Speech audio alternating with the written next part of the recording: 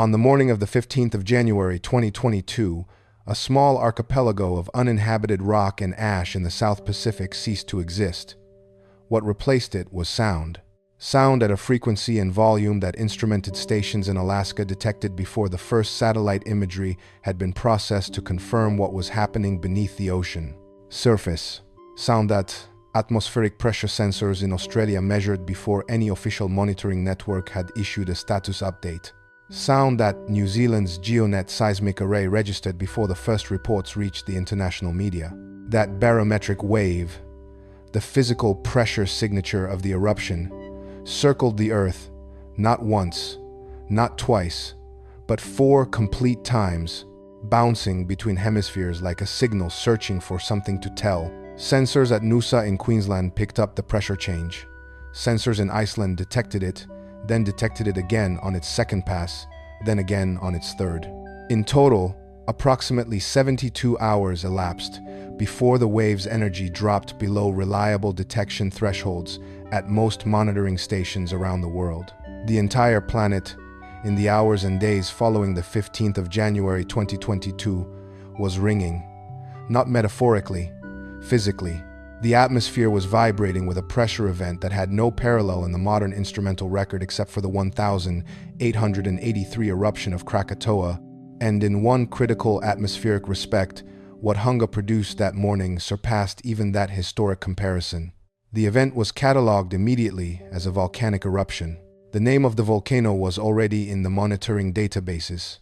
Hunga Tonga-Hunga Ha'apai, a submarine caldera sitting approximately 100 kilometers above an active seismic zone in the southwestern Pacific, its highest elevation barely breaking the ocean surface as a pair of small uninhabited islands in the Tongan archipelago. Most of the mountain that produced this sound was invisible. It sat on the ocean floor. It had been accumulating energy for years under intermittent monitoring, assessed by most researchers to be in a state of moderate background activity, not classified as an imminent eruption risk in the priority tier of international volcanic monitoring. When it released, it did not simply erupt in the way that a land volcano erupts, sending material upward through the air. It converted itself and the substantial column of Pacific Ocean sitting above its caldera into one of the most significant atmospheric injections in the history of systematic Earth observation. What was not catalogued immediately? What could not be catalogued immediately, because the measurement instruments did not yet have a framework to process what they were detecting, was what the eruption had done to the sky.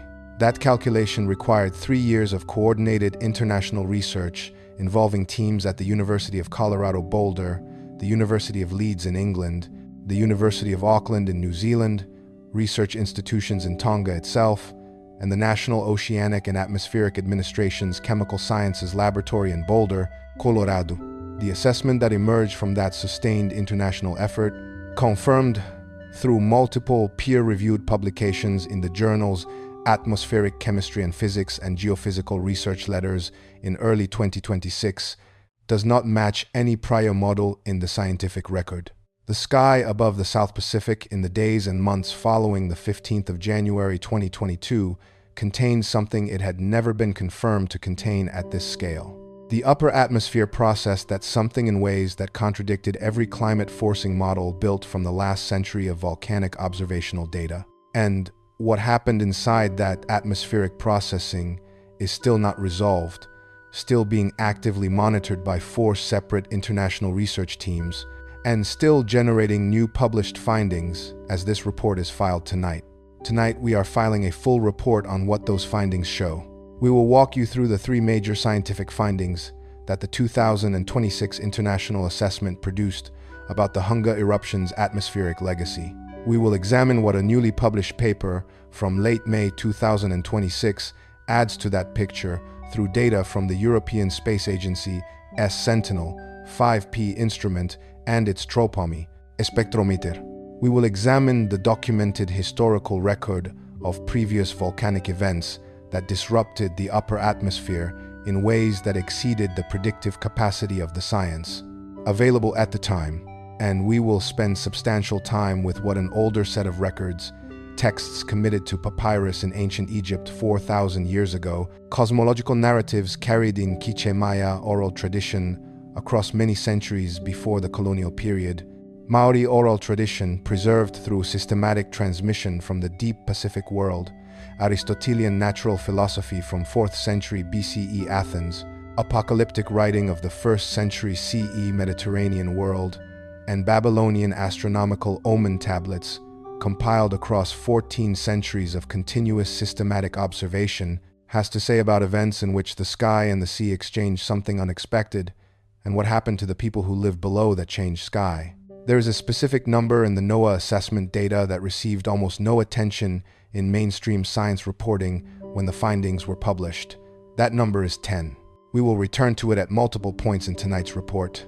By the time we reach the final section of tonight's briefing, why that specific number appears in 3 separate ancient records from 3 culturally distinct traditions that had no known contact with each other across the periods in question, will be fully on the record. Hold that number in mind from this point forward. If you are watching tonight for the first time, this is what we do here.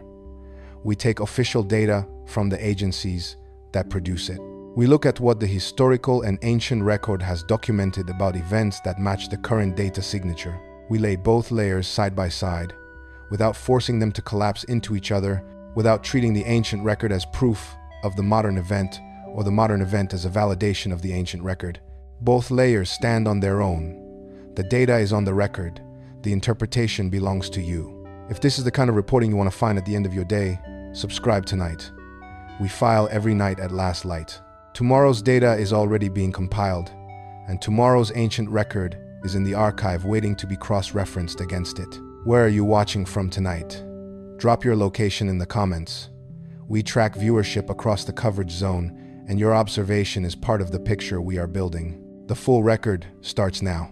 The Hunga Tonga-Hunga Ha'apai eruption on the 15th of January 2022 at approximately 4:14 UTC has been formally classified by the International Scientific Assessment, published in early 2026, as the most explosive volcanic event of the satellite monitoring era. The satellite monitoring record extends back to the early 1970s, producing more than 50 years of continuous global observation from space. Within that 50-year window, no single volcanic eruption produced a larger energy release, a higher plume altitude, or a more anomalous set of atmospheric consequences than the Hunga event. That classification represents the consensus of research teams operating across 4 countries using data from multiple independent satellite platforms, and it is not contested in the peer-reviewed literature. The eruption plume reached an altitude of approximately 57 kilometers above sea level. This altitude places the top of the Hunga plume in the mesosphere, the atmospheric layer that begins roughly 50 kilometers above the surface and extends to approximately 80 to 85 kilometers. Volcanic material reaching the mesosphere had never before been reliably tracked by the satellite instruments used for standard stratospheric volcanic forcing research. Prior eruptions considered major within the modern observational record reached significantly lower altitudes. The 1991 eruption of Mount Pinatubo in the Philippines produced a plume reaching approximately 34 to 40 kilometers. The 1982 El Chichon eruption reached approximately 26 kilometers. The 1883 Krakatoa eruption is estimated to have reached similar stratospheric altitudes to Pinatubo. The Hunga event exceeded all of them in altitude by a margin that placed it in a different category of atmospheric injection than any eruption the modern scientific record had previously produced. There is a number in tonight's NOAA assessment data that received very little attention in mainstream science reporting when the findings were released. That number is 10. We will return to it in specific detail before this report closes. The reason that particular magnitude appears in 3 separate ancient records across 3 culturally distinct traditions that had no known contact with each other will be clear before the end of tonight's briefing. Hold that number in mind. The eruption had one physical characteristic that determined everything else about its atmospheric behavior. It was submarine. The caldera sat at approximately 150 meters below sea level at its shallowest point on the morning of January 15. That shallow ocean location completely transformed the mechanics of the eruption's interaction with the atmosphere. Land-based eruptions interact with the atmosphere primarily through sulfur dioxide. Sulfur dioxide rises into the stratosphere, forms sulfate aerosols, reduces incoming solar radiation, and the surface cools. When Pinatubo erupted, global average surface temperatures dropped by approximately 0.25 to 0.5 degrees Celsius over the following year and a half. The mechanism was sulfur dioxide. The template was established. Hunga's submarine location meant the eruption material was not traveling through air. It was traveling through 150 meters of Pacific Ocean. When volcanic material at explosive velocities encounters 150 meters of seawater, the primary product is not sulfur dioxide, it is steam. The conversion of seawater into steam at the Hunga eruption's energy scale generated an injection of water vapor into the atmosphere that the assessment team describes as unprecedented in the observational record. The confirmed figure: approximately 3 billion tons of water vapor injected into the atmosphere in approximately 1 hour on the 15th of January, 2022. That number we have been holding, 10, is the measure of what 3 billion tons of water vapor did to the global stratosphere. Global stratospheric water vapor content increased by approximately 10% following the Hunga eruption, confirmed by NASA's microwave limb sounder, the SAGE-3 instrument on the International Space Station, and the MIPAS instrument on the European Space Agency's Envisat. 3 independent systems, 1 consistent result. As of the assessment published in early 2026, that elevated level has not returned to its pre-Hunga baseline. More than 4 years have elapsed. The monitoring continues. What the elevated water vapor did to stratospheric temperature was the second major discovery. Scientists expected warming. Water vapor is a greenhouse gas, and additional water vapor in the stratosphere should produce measurable warming. The satellite measurements returned the opposite. Stratospheric temperatures in broad regional swaths dropped by between 0.5 and 1 degree Celsius.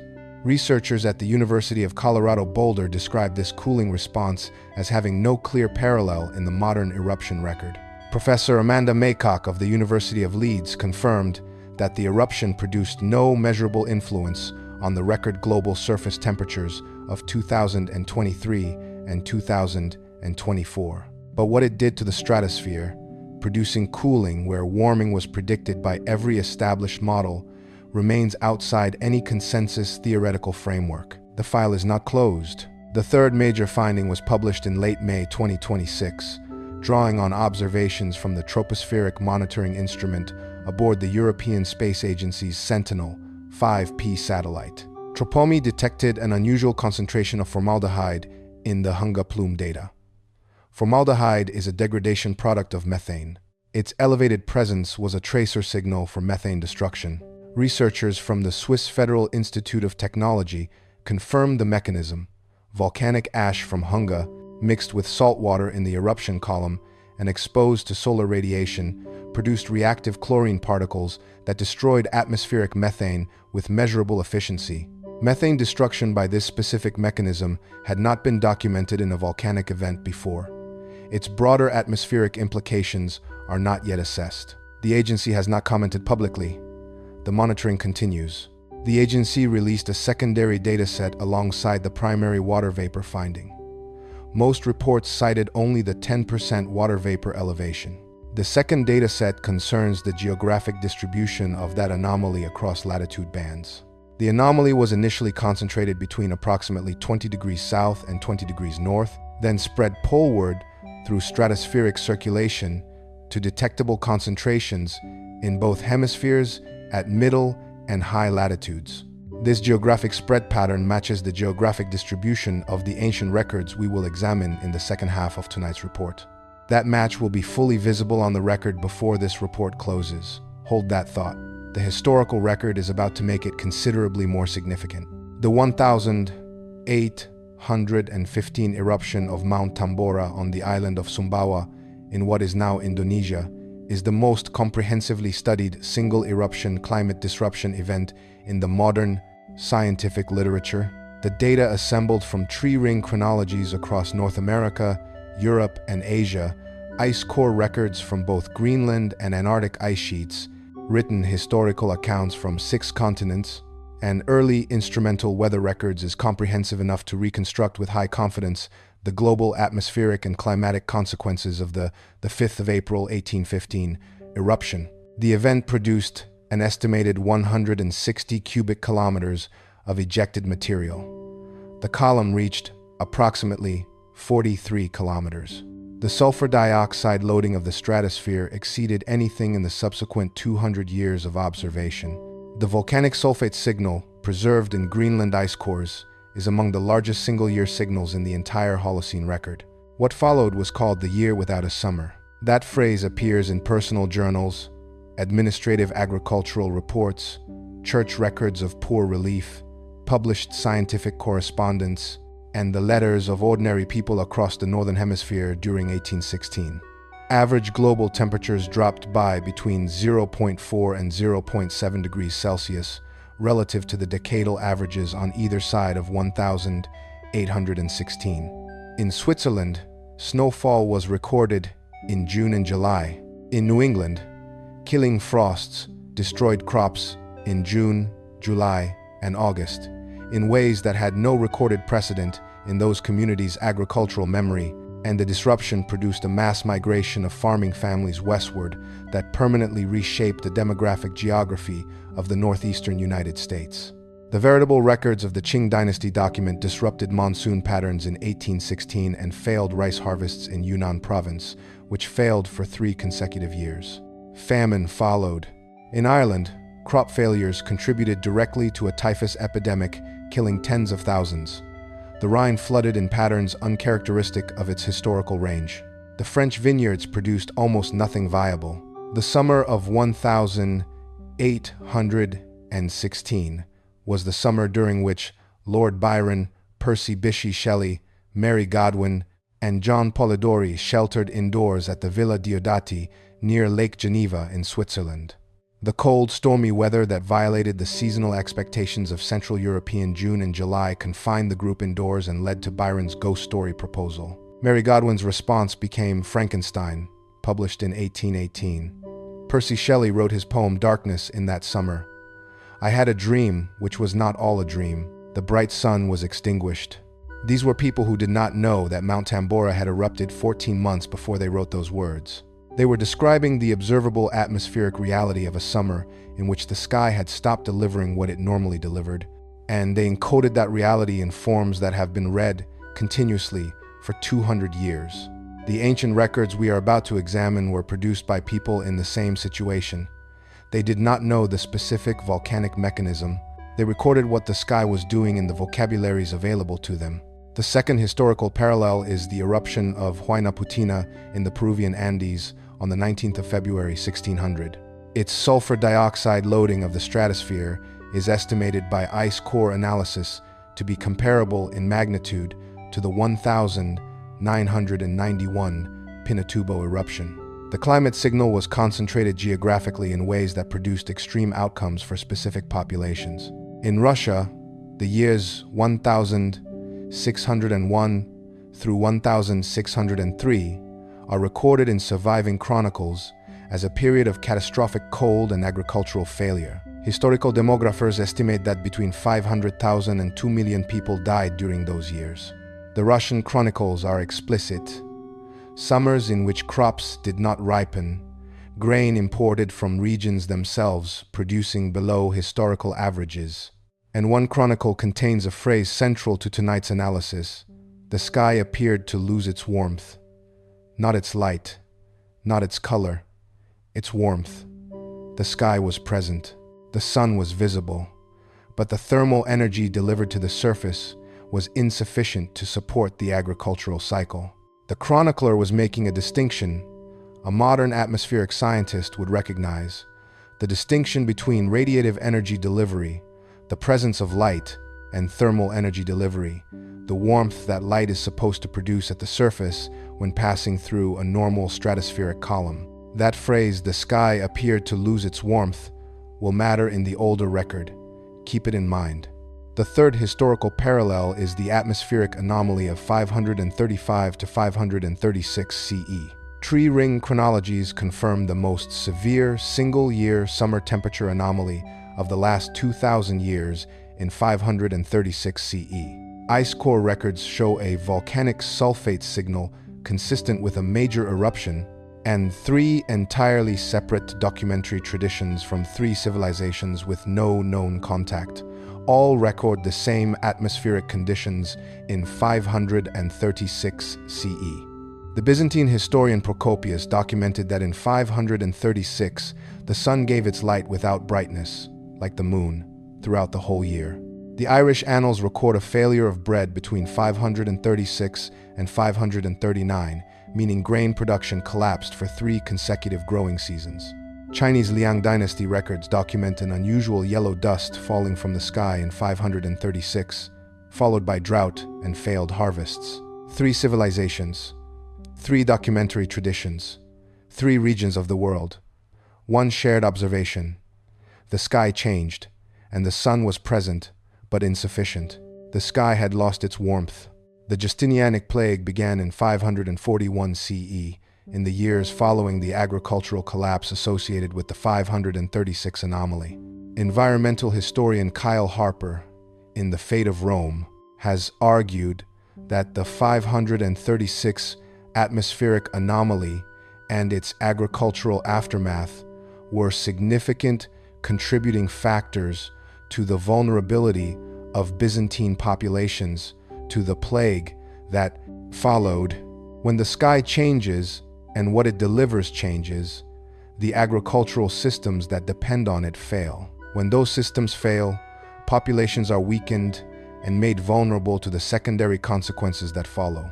One more historical case before the ancient record, the eruption of the Ipuwer caldera in the Vanuatu archipelago, estimated by ice core sulfate analysis to have occurred in approximately 1452 to 1458 CE. The Ipuwer caldera is a submarine feature in the waters between 2 Vanuatu islands, making it the closest structural precedent in the historical record to the Hunga event. Like Hunga, it is a shallow submarine caldera in the Pacific volcanic arc. Its sulfate signal in Antarctic ice cores is comparable to or larger than Tambora in some analyses, and its timing is significant. The Pacific island world of the mid-15th century was exactly the world in which the oral traditions we are about to examine were being actively maintained and transmitted across generations. The experience of a major submarine volcanic eruption in the Vanuatu region in 1452 to 1458 CE would have been encoded in the oral traditions of the Pacific island world, added to the existing records of earlier events in the same volcanic arc system, and transmitted forward in time. The Ipuwer eruption is the bridge between the ancient oral tradition's cosmological encoding of submarine volcanic atmospheric disruption and the Hunga event of 2022. The pattern in the modern historical record is now fully visible. Each case involves a volcanic event sending material into the stratosphere at a scale that exceeded the predictive frameworks available at the time.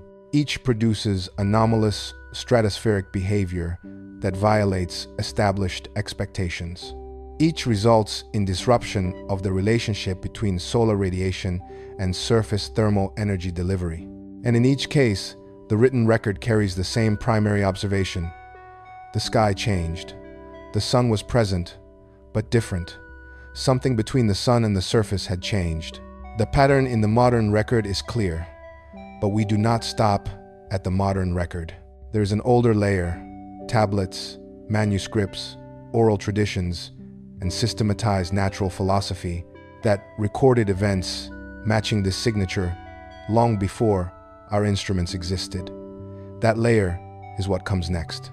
The Popol Vuh is the cosmological and historical text of the Quiche Maya, committed to written alphabetic form by anonymous Quiche Maya scribes working in the mid-16th century, transmitting oral tradition of considerably greater antiquity. Dennis Tedlock's 1985, Simon & Schuster translation, and Alan Christensen's 2007 University of Texas Press documentary translation represent the two most influential modern English scholarly editions.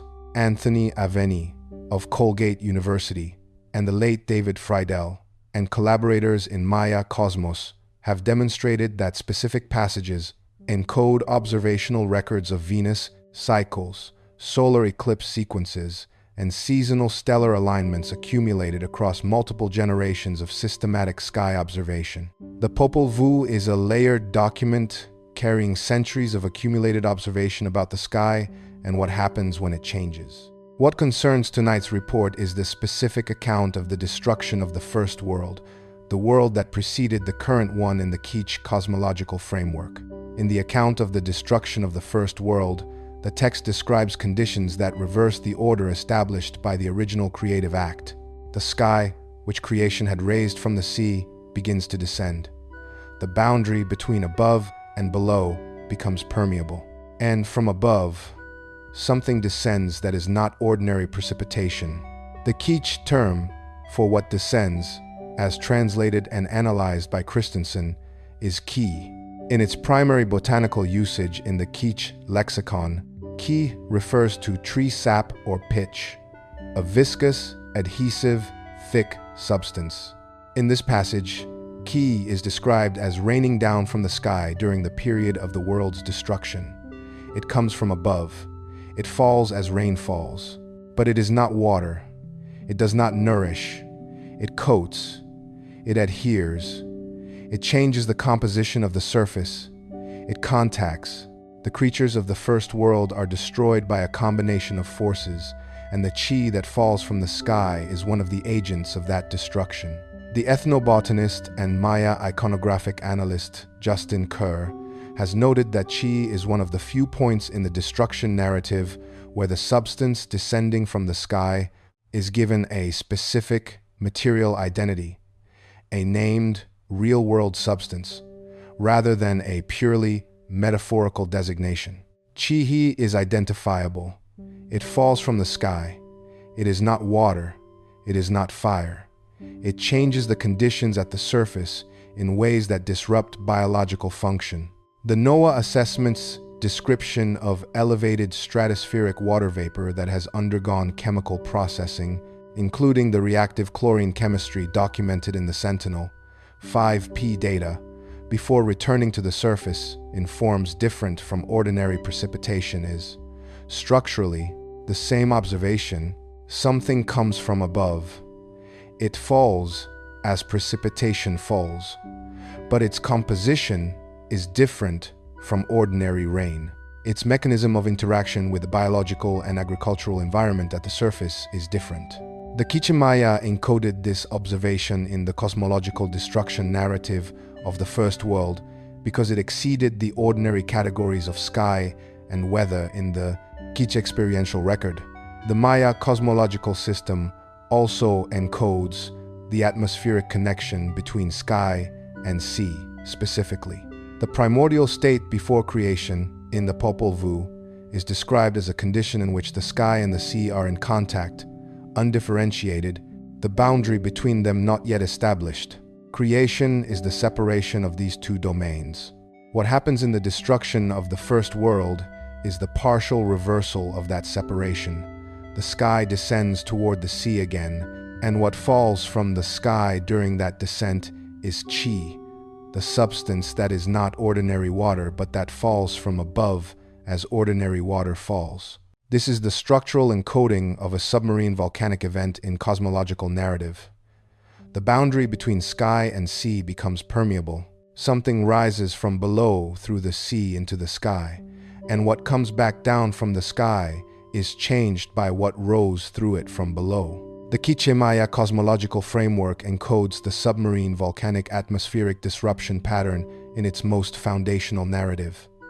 Now, the Egyptian record, the Ipuwer Papyrus, formerly catalogued as Papyrus Leiden 1 344, housed in the National Museum of Antiquities in Leiden, the Netherlands, is one of the most extensively analyzed administrative and literary documents to survive from ancient Egypt. Robert N. March's 2008 translation and commentary, A World Upturned, published by the Griffith Institute at Oxford University, represents the most comprehensive modern scholarly edition.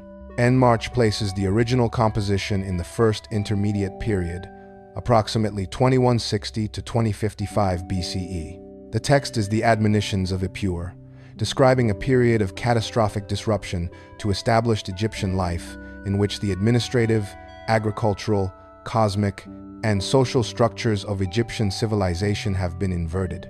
March's commentary identifies a grammatical construction in the key atmospheric passages that is anomalous for Egyptian writing of this period. In standard Egyptian cosmological and administrative grammar, the sky is a passive container for weather phenomena. The sky itself is not a grammatical agent. It does not act upon the earth. The key atmospheric passages of the Ipuwer text depart from this convention. The sky appears in a construction that assigns it the role of agent. The sky does something. It sends something. And what it sends is described in language that does not map cleanly onto any standard category of Egyptian administrative weather vocabulary. The substance that comes from the sky in these passages is described with qualities that connote harm rather than nourishment, a substance different from water in its effects on what it contacts. The Ipuwer text includes a passage translated and flagged by March as linguistically unusual, describing the land as not illuminated, not dark, not absent of light. Not illuminated, the land fails to receive what light is supposed to deliver, while the source of light remains present. This is the same observation the Russian chronicle made in 1601 regarding the sky losing its warmth, and the same observation Procopius made in 536 about the sun giving its light without brightness. 3 records across 3 traditions in 3 languages over a span of 2,000 years all describe the same atmospheric condition, a sun that is present but that has failed in some specific quality of its expected output. The source is present, the light is delivered, but the relationship between the source and the surface is different from what it normally is. Something in the intervening atmospheric layer has changed. The number 10 matters in this context. The NOAA assessment, confirmation of a 10% global elevation in stratospheric water vapor, is a change of sufficient magnitude to produce measurable teleconnection effects on the monsoon systems and river flood cycles that ancient agricultural civilizations depended on. 10% is not a subtle anomaly. It is a detectable change in the composition of the entire planet's stratospheric layer. The Ipuwer text is describing the surface-level consequences of a change of this magnitude. A sun that delivers light, but not its usual warmth. An agricultural system that fails because the atmospheric delivery mechanism that normally supports it has been disrupted. Now, the Maori oral tradition, the Maori oral record of Aotearoa, New Zealand, is among the most carefully preserved and systematically documented indigenous oral traditions in the world. The ethnographic foundation was laid by Elsden Best, whose 2-volume work, The Maori, published by the Polynesian Society and the Dominion Museum in 1924 and 1934, remains a primary reference.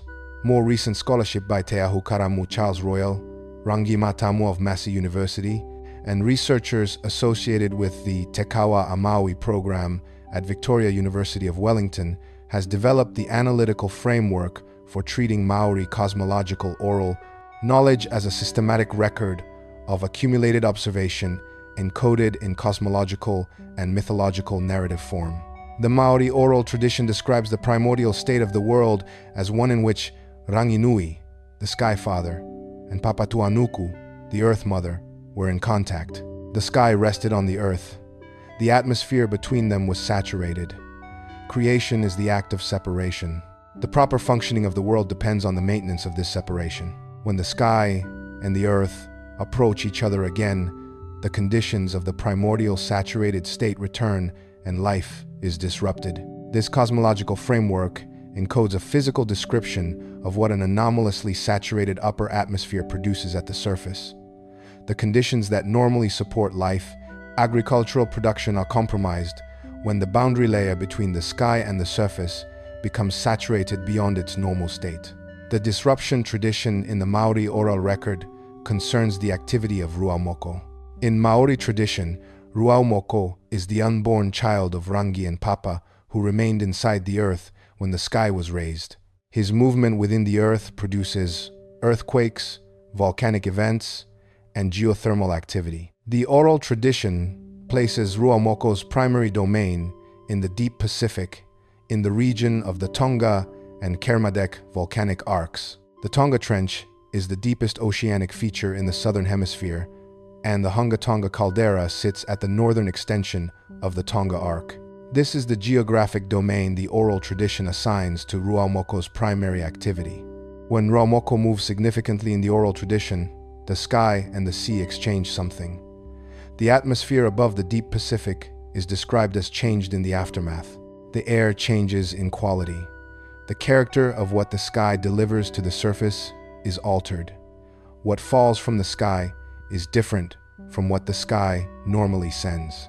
The concept of hautu in Maori tradition, identified by Rangi Matamwa and colleagues as associated with the regulation of atmospheric and celestial balance, describes the condition in which sky and earth maintain their proper separation and the atmosphere performs its expected functions.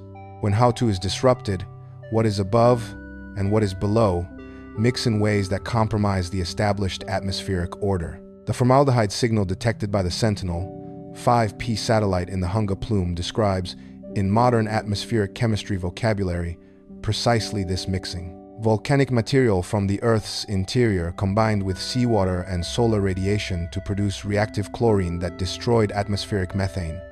What was below rose. What was above was altered by what rose from below. What was above came down changed. The Maori term for this mixing, in its cosmological encoding, is the failure of hautu. The NOAA and Sentinel 5P data describe it in the vocabulary of reactive chlorine chemistry and formaldehyde detection. The physical event described is the same. The Maori oral tradition also specifically encodes the geographic source of the most significant episodes of Ruamoko's activity, the deep Pacific. The Tonga volcanic arc, which includes the Hunga caldera, is within the geographic domain that the oral tradition assigns to Ruamoko based on accumulated observational records of where the most significant Pacific submarine volcanic events originate. The oral tradition does not name the Hunga caldera because it was a submarine feature with no stable surface expression before 2022. What it names is the domain, deep water, the deep Pacific, the volcanic arc where the ocean floor opens and where what is below sends something upward into the world above. Now the Aristotelian record. Aristotle's Meteorologica, composed in Athens in the 4th century BCE and transmitted through Greek manuscript copies and Arabic translation across 23 centuries of continuous scholarly reference, is the foundational document of systematic atmospheric observation and categorization in the Western philosophical tradition. Aristotle's framework is physical, not mythological. He attributes atmospheric behavior to natural processes, specifically to the behavior of what he calls exhalations, or anapnoai in the Greek, rising from the earth and the sea. In Book 1, Chapter 3, Aristotle addresses the behavior of moist exhalations when they enter the upper atmosphere in quantities that exceed the atmosphere's normal capacity to process them through. Ordinary precipitation. The moisture persists in the upper atmospheric layers. It interacts with the solar heat passing through it on its way to the surface, and it produces a condition Aristotle describes with careful precision. The sun appears to function differently than it does when the upper air is clear and dry. Specifically, it can appear bright and visible at the surface, but produce insufficient heat. The air below the saturated layer feels dense rather than clear and warm. The relationship between what the sun sends and what the surface receives is altered by the condition of the intervening saturated layer. Aristotle attributes this condition specifically to moist exhalations from the sea rising into the upper air, driven by thermal activity from below. The NOAA assessment's description of the Hunga eruption's atmospheric impact is this same process described with 21st century vocabulary. 3 billion tons of water vapor injected from a submarine source into the stratosphere alter the radiative transfer relationship between solar output and surface thermal energy. Delivery. The sun's output is unchanged. What the stratosphere does with that output is changed by the anomalous water vapor loading. The surface receives less thermal energy than the sun's output would normally produce. The sky appears to have lost its warmth. Aristotle was not predicting Hunga Tonga. He was systematizing observations from a Mediterranean world in which submarine volcanic activity in the Aegean, the Tyrrhenian Sea, and the Phlegraean Fields had been documented across centuries. The Phlegraean Fields, the same vast volcanic caldera system beneath Naples that modern volcanologists monitor as one of Europe's highest priority volcanic hazards, were active and observable to Greek natural philosophers of Aristotle's era. The observation that moist sea exhalations, driven by thermal energy from submarine volcanic activity, could rise into the upper air and alter the solar heat delivery to the surface was encoded in Greek natural philosophy because it had been observed to happen repeatedly in the submarine and near-shore volcanic systems that were part of the lived geography of the Greek world. Now, the Revelation passage and the Babylonian record, the 8th chapter of the book of Revelation, verses 8 through 11, composed in the late 1st century CE by John of Patmos, drawing on the Jewish apocalyptic literary tradition and the broader Mediterranean natural philosophical inheritance, describes a sequence of angelic trumpet calls, each associated with a catastrophic event. The second trumpet call is followed by this description. Something like a great mountain burning with fire was thrown into the sea, and a third of the sea became blood, a third of the living creatures in the sea died, and a third of the ships were destroyed. The third trumpet call produces a great star falling blazing like a torch from heaven, landing on rivers and springs of water. The name of the star is given, Absinthos, wormwood, a bitter plant. The waters become bitter. Many die from drinking water made bitter by what fell from above.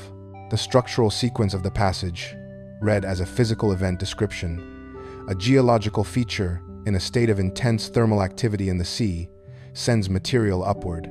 The maritime surface is affected at a large regional scale, and then something comes from above that is chemically different from ordinary precipitation, making the water bitter rather than nourishing. This is a vertical chemistry sequence. Below sends energy and material upward, the atmosphere processes it, and what comes back down is chemically altered from what ordinarily descends. The formaldehyde signal in the Hunga plume is the modern atmospheric chemistry detection of this same vertical sequence. Volcanic material from below the ocean floor combined with seawater and solar radiation to produce reactive chlorine. The reactive chlorine destroyed atmospheric methane. The methane destruction products, including formaldehyde, were present in the atmosphere above the eruption zone.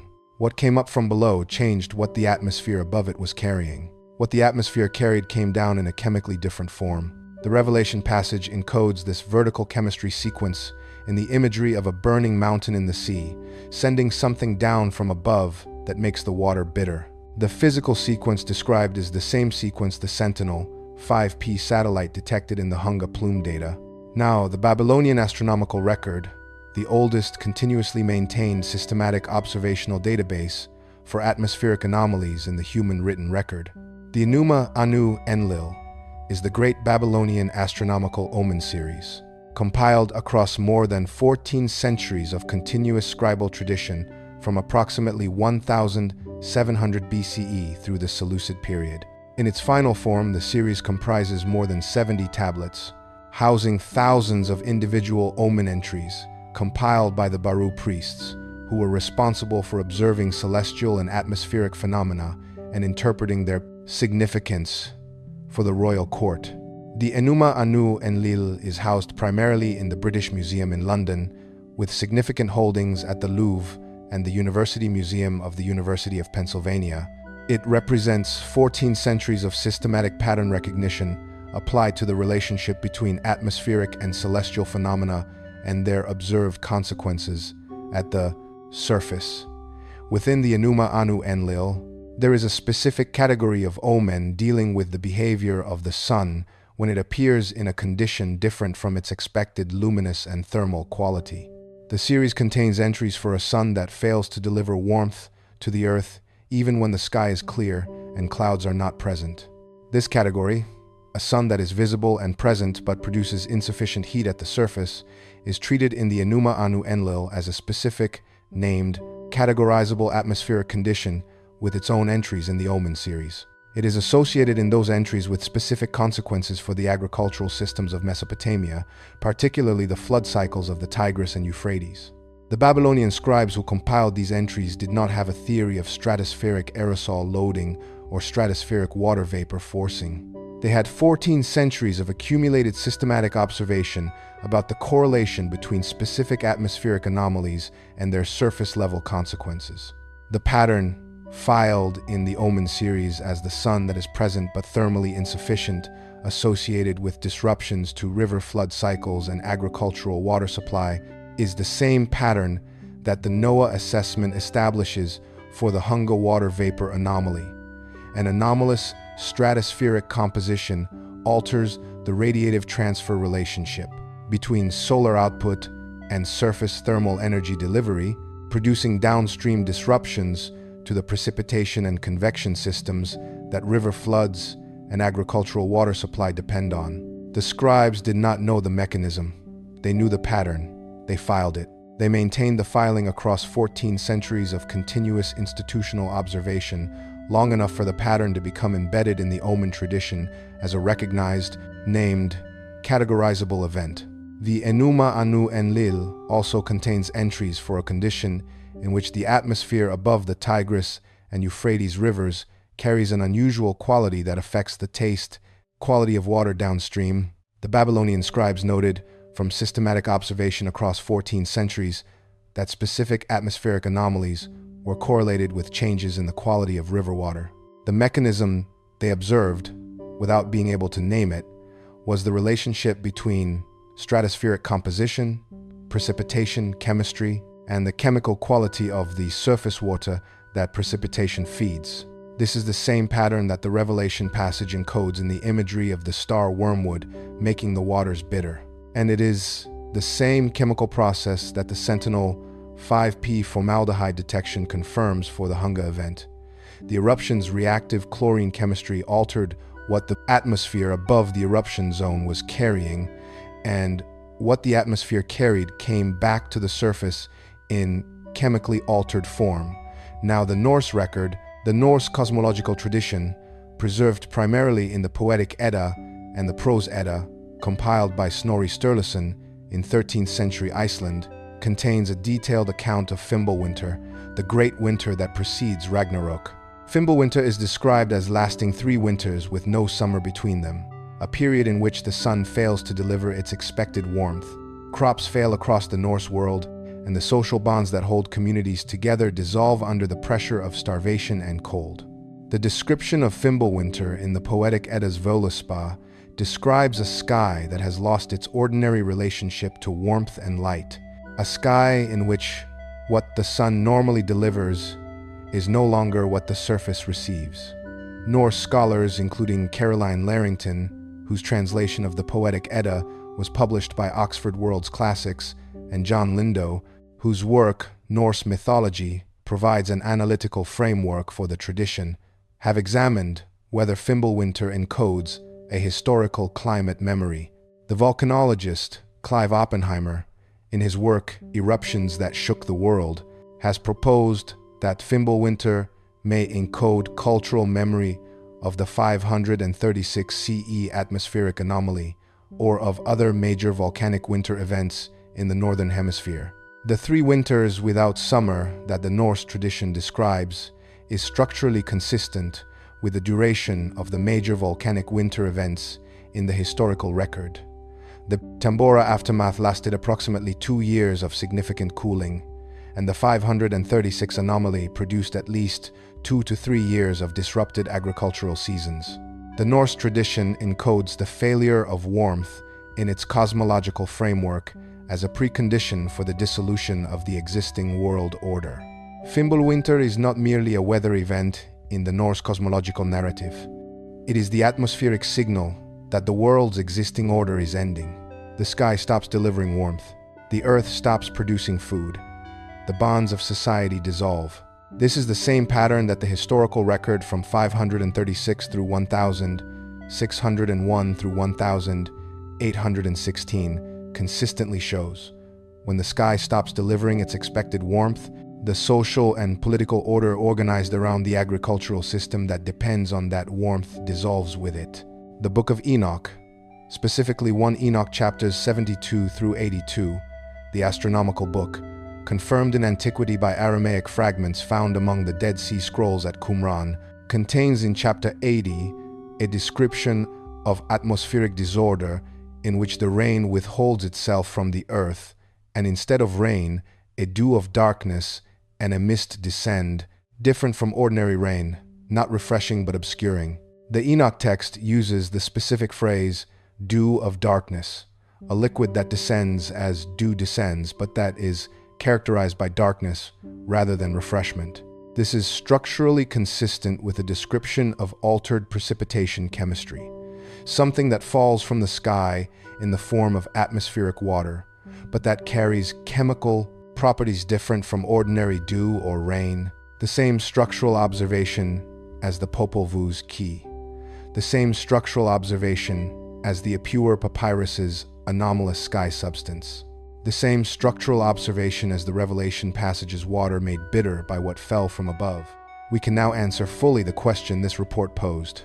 What did the ancient world mean when it described the sky sending something that was not rain, not fire, but something that changed the air itself?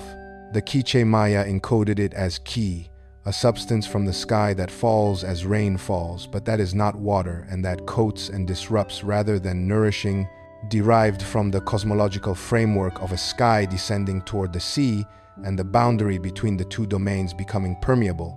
The Egyptian Ipuwer scribe encoded it in grammatically anomalous language that treats the sky as an active agent sending something harmful, while the sun simultaneously loses its efficacy at the surface without losing its presence in the sky. The Maori oral tradition encoded it as the failure of Hautu, the mixing of what is above with what is below when Ruaumoko moves in the deep Pacific, producing a change in the quality of what the sky delivers to the surface. Aristotle encoded it as moist exhalation from the sea, filling the upper air in quantities that alter the sun's thermal delivery to the surface, producing a sky that appears bright but that fails to warm the earth below it. The Revelation tradition encoded it as a burning mountain in the sea, sending a star named Wormwood down from above that makes the water bitter, a vertical chemistry sequence in which what rises from below through the sea changes what the atmosphere carries, and what the atmosphere carries comes back down changed. The Babylonian Enuma Anu Enlil encoded it as a specific categorized class of omen, the sun that is present but thermally insufficient, maintained across 14 centuries of systematic professional observation because the pattern was real and its consequences for the agricultural systems of Mesopotamia were severe enough to warrant continuous systematic monitoring. The Norse Völuspá encoded it as Fimbulwinter, 3 winters without summer, the atmospheric signal that precedes the dissolution of the world's existing order, a cultural memory of real volcanic winter events preserved in cosmological narrative. The Book of Enoch encoded it as a dew of darkness, a mist that descends instead of rain and that is different in character from ordinary atmospheric water, obscuring where ordinary dew refreshes. 8 descriptions, 8 traditions, 8 vocabularies, 1 structural observation across more than 3,000 years of human record-keeping. A submarine volcanic source sends something into the upper atmosphere that the atmosphere processes anomalously, and what returns to the surface is different from what the sky normally delivers. The NOAA CSL assessment, the University of Leeds analysis, and the Sentinel 5P satellite formaldehyde paper published in May 2026 describe the same structural event. How did they all know? They did not know about Hunga Tonga. They knew about the sky. They knew what it looked like from the surface when it had received something from below that it did not normally contain. They recorded what they observed in the vocabularies available to them across 4,000 years of sustained human experience of atmospheric anomalies produced by submarine volcanic events. Those vocabularies, read structurally, carry enough precision to be notable when placed alongside the NOAA data. The final thread in tonight's full report ties the atmospheric science record and the ancient record together through a specific bridge. the relationship between submarine, volcanic events and the disruption of the solar surface warmth ratio is not a rare or extreme edge case. It is a pattern that has occurred repeatedly in the geological and historical record of the Pacific volcanic arc and the Mediterranean volcanic arc. The Maori oral tradition's attribution of atmospheric disruption to Raumoko's activity in the deep Pacific reflects generations of Pacific Island experience with the Tonga and Kermadec arcs. The Babylonian omen tradition's specific categorization of a sun that is present, but thermally insufficient, reflects 14 centuries of Mesopotamian experience with the atmospheric consequences of eruptions in the Anatolian and Aegean volcanic arc. The Greek natural philosophy tradition's specific treatment of moist sea exhalations altering solar heat delivery reflects centuries of Mediterranean experience with the possible Tyrrhenian and Aegean submarine volcanic systems. None of these traditions invented the pattern they encoded. They observed it. They recognized it as a distinct, recurring, categorizable class of event, and they transmitted that recognition across generations in the forms of knowledge transmission available to them. The satellite instruments that confirmed the Hunga event's atmospheric consequences in 2022 and 2026 are the modern form of the same fundamental practice, observing the sky, recognizing patterns, and filing what is found in the record. That is what this report does. That is what this channel does every night. The data is in the record. The interpretation belongs to you. Tonight's report is filed on the 29th of May, 2026. The Hunga eruption was the 15th of January 2022. 4 years, 4 months, and 14 days have elapsed. As this report is filed tonight, 3 separate published findings confirm that the atmosphere has not returned to its pre-Hunga baseline. The 10% elevation in global stratospheric water vapor is still measurable by multiple independent satellite platforms. The stratospheric cooling anomaly is still without a consensus theoretical explanation. The methane destruction mechanism documented in the May 2026 Sentinel 5P paper is still being evaluated for its potential significance across other submarine volcanic systems. None of these files are closed. Specifically, what we will be monitoring in the coming period, the NOAA Chemical Sciences Laboratory Atmospheric Monitoring Program has flagged the global stratospheric water vapor dataset as a primary tracking priority through the end of 2026. The microwave limb sounder instrument's next scheduled data release, expected in late June 2026, will be the first following the formaldehyde paper's publication and the first opportunity for researchers to correlate the methane destruction chemistry signal with a broader stratospheric water vapor baseline. We will file a report when that data is released. The European Space Agency's Sentinel 5P satellite continues to monitor the broader Tonga volcanic arc and surrounding Pacific basin on each orbital pass. Any renewed seismic or thermal activity at the Hunga caldera system or at the adjacent volcanic centers including Fonualei and Leyte Island in the Tonga Arc would be of immediate scientific significance. The Smithsonian Institution's Global Volcanism Program maintains an elevated watching brief on the Hunga system. We check that designation daily. The University of Auckland team, co-led by Professor Shane Cronin, has additional peer-reviewed analysis in process on whether submarine volcanism has been systematically underweighted in global climate models. That review is expected to complete in the third quarter of 2026. We will file when the result is published. As this report closes, one more element is on the record. The 8 ancient traditions we examined tonight, the Quiche Maya Popol Vuh, the Egyptian Ipuwer Papyrus, the Maori oral tradition of Ruamoko and Hautu, Aristotle's Meteorologica, the Revelation chapter 8 passage, the Babylonian Enuma Anu Enlil, the Norse Velu Spa and the Fimbulwinter tradition, and the astronomical Book of 1 Enoch had no satellites. They had their eyes, their institutional memories, and their capacity to transmit what they observed across generations with enough precision that it is still recognizable when placed alongside the NOAA data of 2026. They watched enough submarine volcanic events across enough centuries to develop a vocabulary for what those events do to the sky. The NOAA assessment, the University of Leeds analysis, and the Sentinel 5P paper all describe those same things. The instruments and the ancient record are describing the same sky. Before this report closes, we want to speak directly about what you have spent the last 2 hours with and why this combination of reporting is not available anywhere else in this format.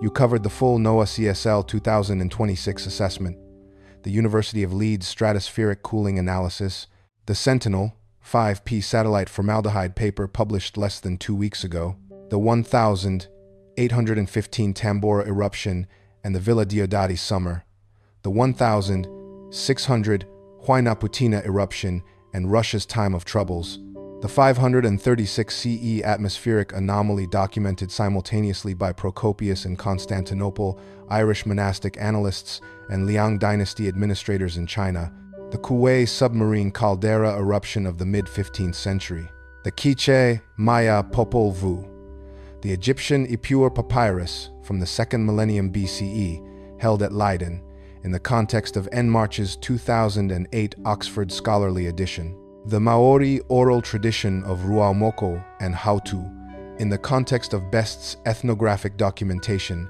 and Matamua's analytical framework, Aristotle's Meteorologica from 4th century BCE Athens, Book 1, Chapter 3, the Revelation chapter 8 passage, verses 8 through 11, in the context of On's word biblical commentary, the Babylonian Enuma Anu Enlil, 14 centuries of continuously maintained systematic observational records, the Norse Veluspa and the Fimbulwinter tradition, in the context of Larrington's Poetic Edda translation and Oppenheimer's volcanic winter research, and 1 Enoch chapter 80 from the astronomical book, confirmed in antiquity by the Dead Sea Scrolls. All of it organized around one atmospheric event and one structural question. None of that structure exists in a breaking news cycle. None of it is available from a source that knows simultaneously where to look in the agency databases and the ancient archive. We find it because we know where to look. We file it because we believe both layers belong on the record together. If you want that in your feed every night, subscribe now. You will not be asked again in this report. If tonight was the first report you have found here, the archive behind it is available every night. If you found this through a share, tell the person who sent it what the ancient layer added to the scientific picture. We read every comment. We track every location report in the comments. Your observation is part of the record we are building. The instruments are running. We do not sleep. The file stays open. We will report again tomorrow.